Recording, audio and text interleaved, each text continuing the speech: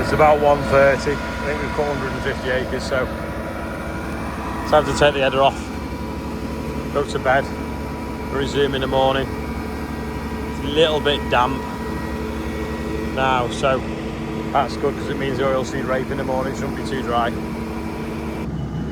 Got the diesel tank. We're going to go up to Wellbrook because that's where we left it last night. I think it was 2:45 when I got in bed.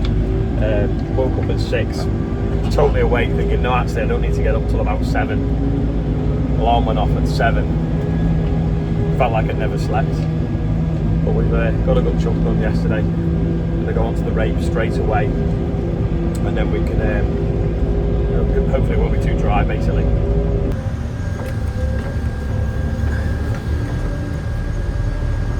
Just that this Bowser in here, because of the road works, you can't fit the combine through them, so it's got a massive diversion, so it's going to be quicker to take fuel to the combine than it would be to bring it back to the main yard.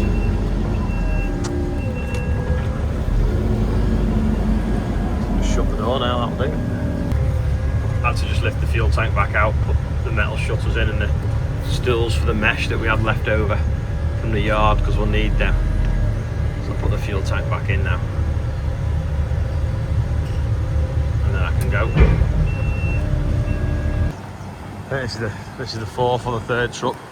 One's washing out, the other one's ready to back in.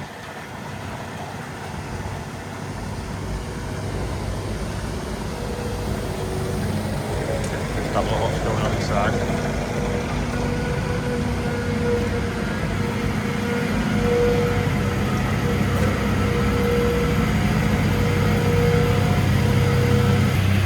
Laser spinning on the girder there to tell it where to be. Should be getting near full now. Well, not full, but that tank should be getting empty.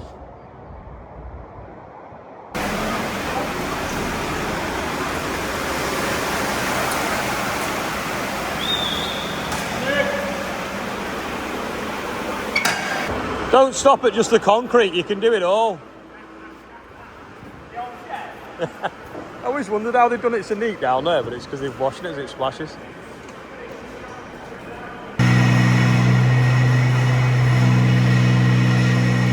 The lasers on that are reading off there now, and then that's vibrating, and it pulls the concrete exactly level to the right height, as long as there's no hollows in it.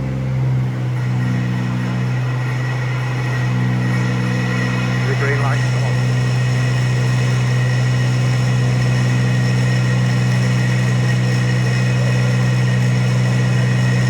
And it looks like that.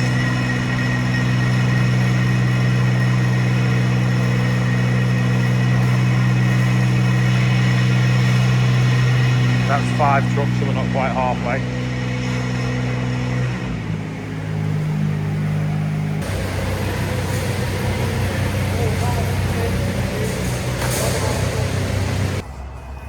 Next job, OSR, so I'm just putting the side knives on.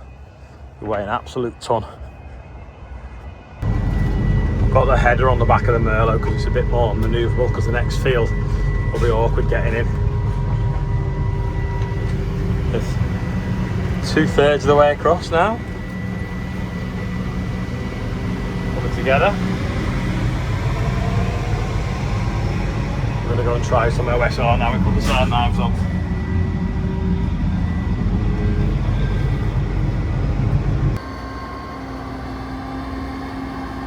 Putting the header on the grass field next to the OSR through that trees, them hedges, because it's hard work walking through oilseed rape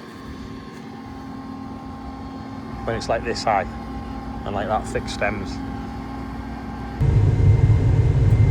John's setting it up for OSR, but he's doing a cleaning by blowing cycle where it just turns everything up, blows everything out, and if there's any weed or grass seeds, we blast them out on a grass field before we go into the OSR field. See the little side knives going up and down. Chop, chop, chop, chop, chop. You got 41 foot along the bottom, and then, I don't know, 3 foot either side. I think 46 7, 48 foot maybe of knife. It's just a big square now, that like a letterbox cutter. I've strided it out, and we have gone through in the past when this used to be an arable rotation, this field. We should just squeeze through there now. It's a bit of a hump as well, so he's just got to manage the header height manually as he goes up it. See the track's climbing up now.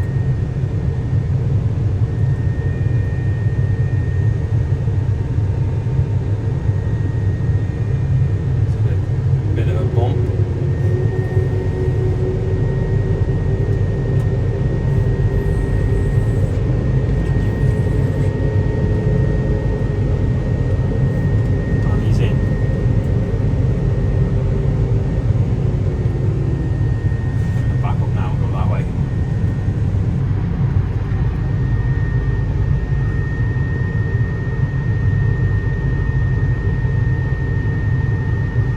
Horrible stuff to walk through that, and I've got shorts on.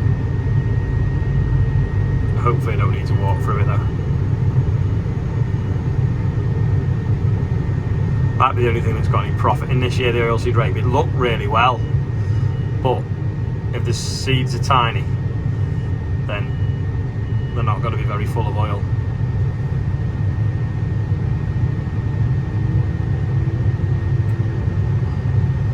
The lack of rain in the last few weeks has really affected everything. I think he's putting it in automatic, but it's always a bit funny automatic in oilseed rape because the stalks are that stiff it can flick the sensors under the cutter bar.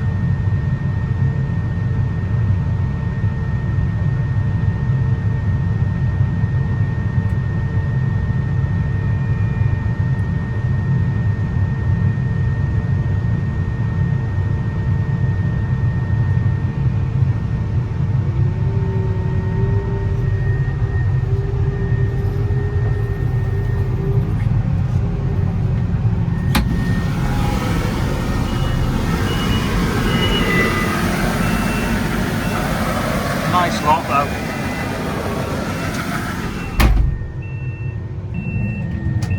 I suppose I better go and get a trailer. Now, the road is closed in one direction. There's roadworks in the other that we can't squeeze through. The diversion takes us through 3 sets of roadworks. And if we go the other way round the big motorway roundabout, it's down to 1 lane and it'd be awkward fitting the combine through. We're just completely like blocked in by cones everywhere. Danny's opened a track up, so we can go down his track and through David's track, which is how they're going to have to cart the hay, because they're baling some hay at ours as well today. But it's a rough track, so you wouldn't use it a lot, but what a nuisance. They've dug the road up, which is basically where we've got to get everything through.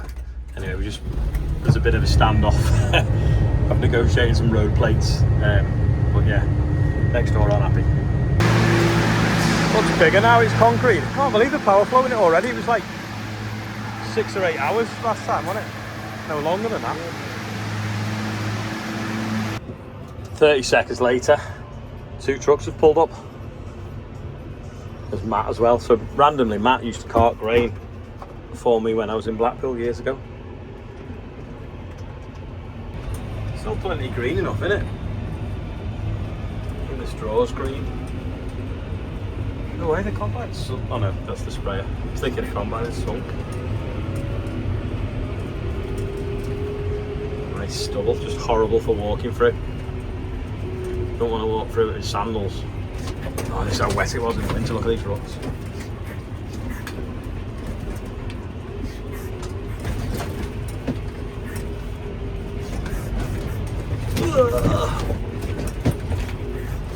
Don't know what the moisture is yet. I wonder if the combine gonna read it.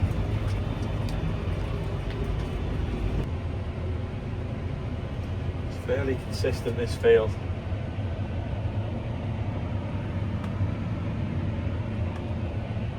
Just an awkward shape. It's got a bend to this, a jagged bit there, jagged bit there, pond in the middle.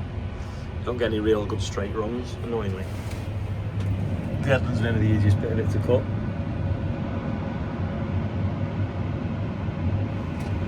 I bet there's a little bit of barley comes out the first. Bit of wheat, sorry. Oh no, pretty black straight away.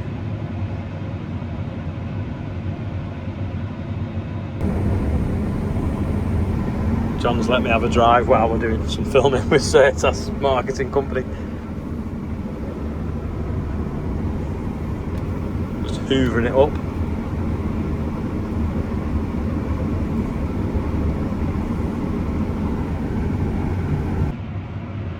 Some lovely black gold. Yeah, Certas are here taking pictures, well, the marketing team are here taking pictures of the combine and got some really nice drone shots of it working. So I'll try and put some of them either in today's video or tomorrow's. OSR is 8%, needs to be under 9, but not under 4 or 5, under 5, so fingers crossed it's not as hot today. We can keep cutting all day. It's in this crack here. It's like massive, right the way through the soil profile. It's very, very dry still. David's loading hay, I've just brought my trailer. Andrew's gone to get another one. He's clearing this bit. And Phil, who used to drive a Lexington but now drives a New Holland, and has bounced a castle. In fact, Phil built the sheep scanning trailer, didn't you? I did, yeah. Because he's an expert fabricator. He's just jumped on for a ride.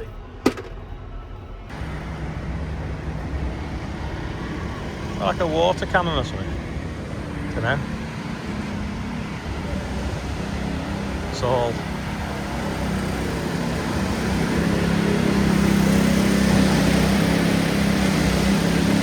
mint that now, isn't it?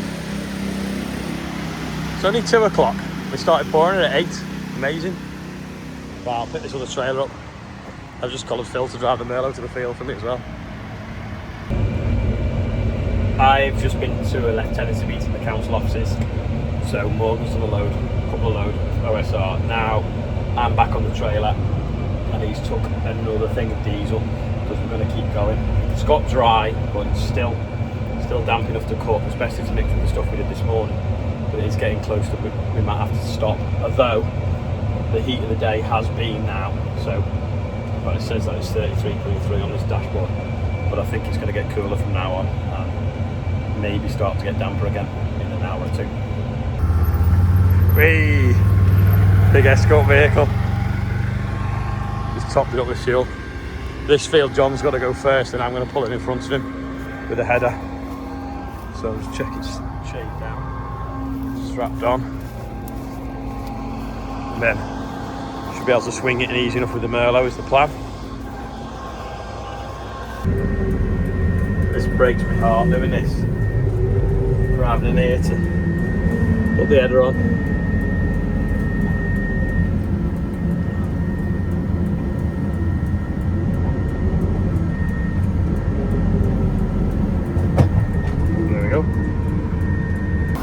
Totally nearly shed as we've driven in.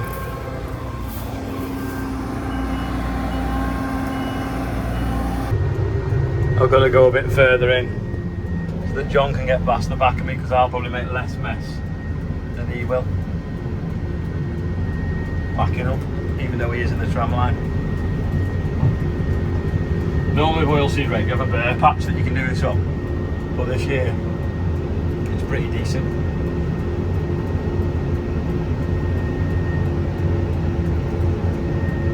Well, I say that, the bare patch we redrop with spring barley. Right, sorry. We just got a phone call, so the field was on fire. We got here and they've managed to set fire to the spring wheat, even though it's green. So the fire brigade have just put it out with beaters, but we're gonna have to put a fire break in it now. So Morgan's putting the discs on to do that. And the fire brigade are there. It's hard to see on the camera, but this has been on fire. Yeah.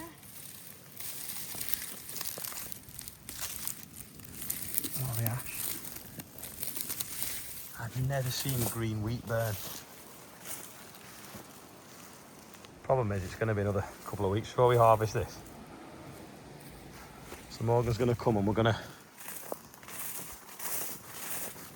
probably go down this tram line here. I'll put disc a bit of a fire break. So if they do set fire to it, it doesn't travel. Yeah, it's burned that patch.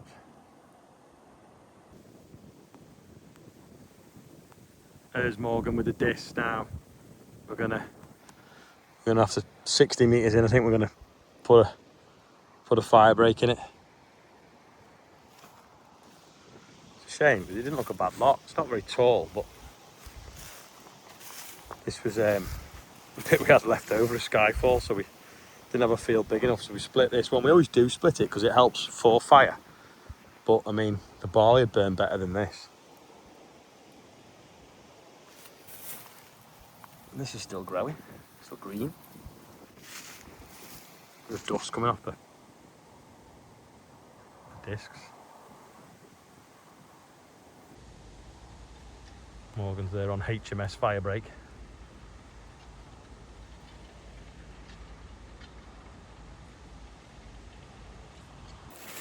The BBC crew had just turned up to film how dry the harvest was and its challenges, and then literally get the phone call as they're climbing in the buggy to take them to the combine to say that there's a field on fire.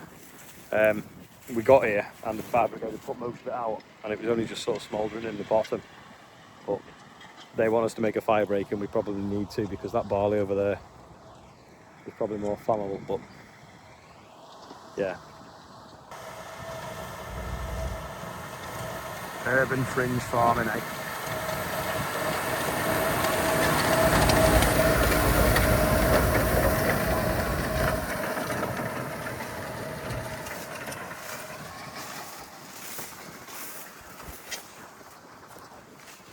Might have to do a couple of passes. Let's just stop it spreading. Look how dry that is. Terrible state. Yeah. There's no moisture whatsoever.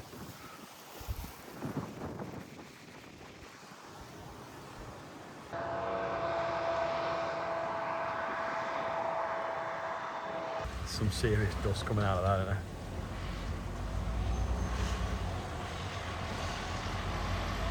It's a bit of a lump it made.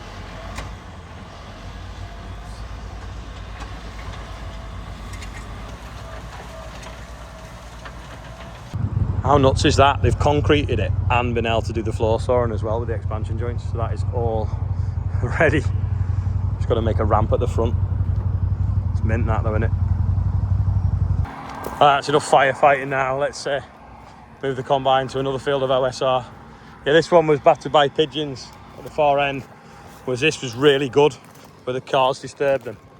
So we just put some spring barley on the back bit and kept this bit because, you know, it was good. This would pay better than spring barley. Right on cue, Morgan's dropped the discs off and turned up now with an empty trailer. He's going to pull forwards and drop the header. Trailer ready for taking off.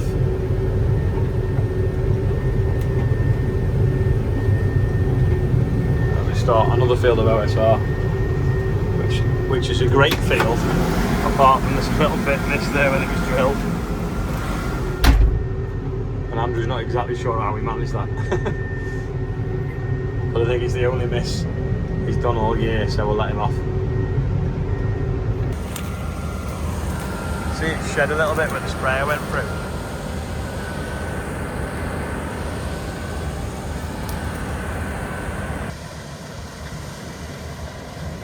This looks like it could be a dry load as well. Just saying, and there's a wild oak there, a foot higher. The road where the build was a foot higher than anything else around it, and when we grew sunflowers, we went a foot higher than the sunflowers.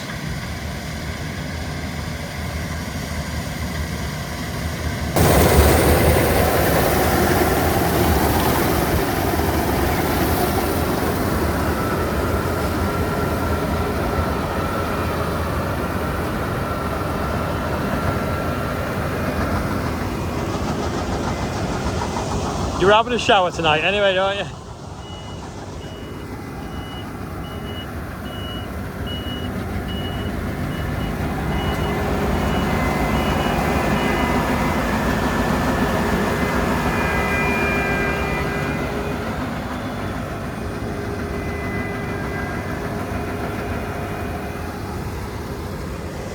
Monday night's bath night for you, isn't it?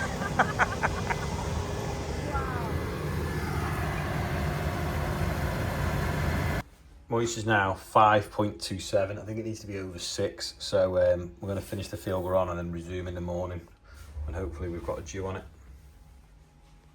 I just brought the buggy back to the yard. Morgan's just carting a few loads now. I've edited the video and then we're going back out moving fields. So the Merlot's still in the field from moving the header. We're going to move to the next block and try and get the other side of the road works tonight. Well, it's quiet because we've got to get over that trench. And then we've got then 2 fields of OSR left to do, and the combine also back in the yard for filling up with diesel. So the next field, it's only little, there won't be a huge tonnage come off it, but we were going to knock off originally. But John just said, oh, we'll get the right side of the road works, and he's right, to be fair. Going to do the birthdays quick. So we've got Caroline W, she's 56. Mark Popham, I think it's pronounced, it's 50. Alan Klowinski, maybe. He's 14, happy birthday, and Matt Watts. That's an easy name to spell. You've only got to turn the other one upside down, add an S to the end. So happy birthday, everyone on there, and anyone else. Birthday is, we're now £150,213 for the Northwest Air Ambulance. But yeah, that's all for today. I'm waffling now. Thanks for watching. Bit of an eventful day, and I'll see you tomorrow. Bye for now.